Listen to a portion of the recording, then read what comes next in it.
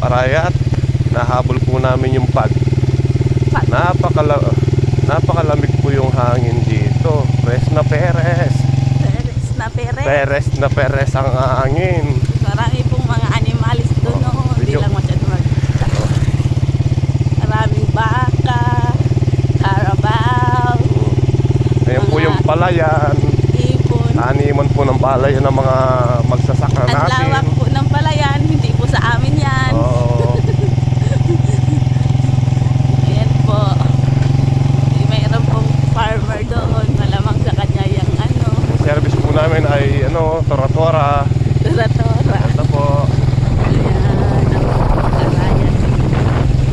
Malayo pa po yan.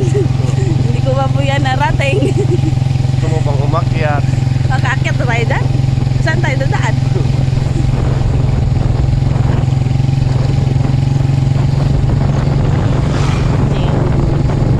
Ayan po siya, malayo po yan. Maganda yung view sa kabilang saidan. Yung sa may bypass road. Oo, sa bypass road Dumagalang.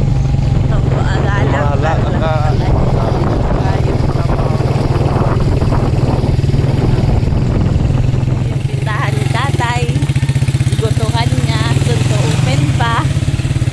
Ano naman yung lawis-wis ni Ute.